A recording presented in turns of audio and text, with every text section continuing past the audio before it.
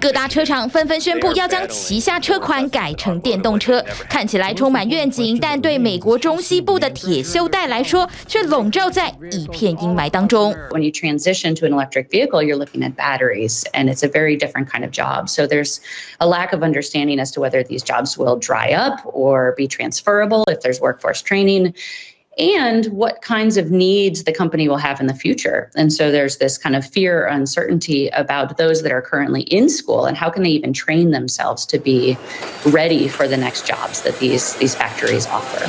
美国中西部包括密西根、印第安纳、俄亥俄等地区，经济活动长期仰赖汽车产业，包括各种燃油车零件线路的制造，还有连结。一旦电动化，很多技能根本派不上用场。These jobs just are very different.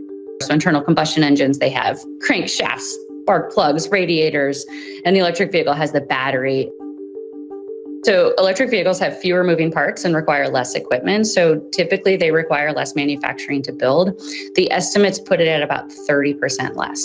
中西部的汽车产业其实早就面对一波失业困境。美国汽车产业全盛时期，大约有2000万名劳工投入生产，目前不到1300万人。也因此，川普时代频频出招，祭出包括对中关税，并且重新商议北美自由贸易协定，想挽救蓝领阶层。但专家认为，川普恐怕没有找对方向。Reversing offshoring or trying to chase more manufacturing jobs through trade policy was likely to be a disappointing public policy because everybody agrees that a large share of factory job losses over the past 30, 40 years have been due not to China stealing our jobs or Mexico stealing our jobs, but rather the loss of jobs due to manufacturing workers being more productive.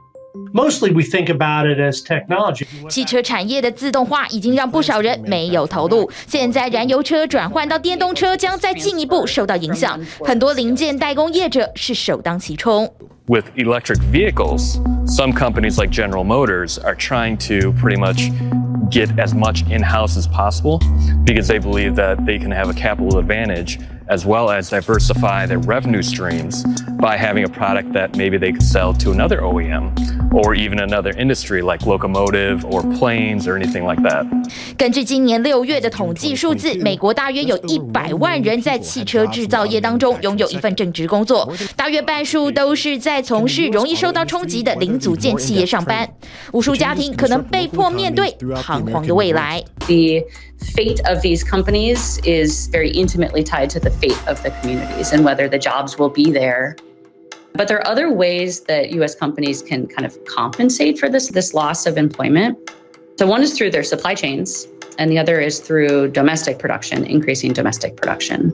拜登上个月通过抗通膨法案，其中100亿美元投入能源还有电动车的开发，同时拨款20亿美元协助现有的汽车产业做转换。生产燃油汽车的业者也强调，正在积极转型。You've got different types of bearings and other types of rolling elements for electric vehicle motors, and that'll apply to all forms of mobility, whether it's an e-bike or whether it's a autonomous delivery vehicle in the future. So we're diversified, and we expect to become even more diversified as this transition occurs.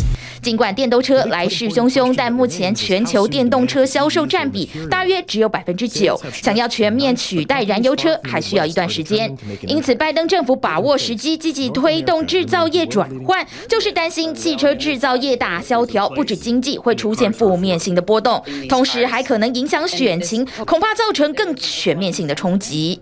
TVBS 新闻综合报道。想扩大国际视野，掌握趋势，请订阅专门报道国际新闻的 YouTube 频道 TVBS 国际 Plus， 记得要开启小铃铛哦。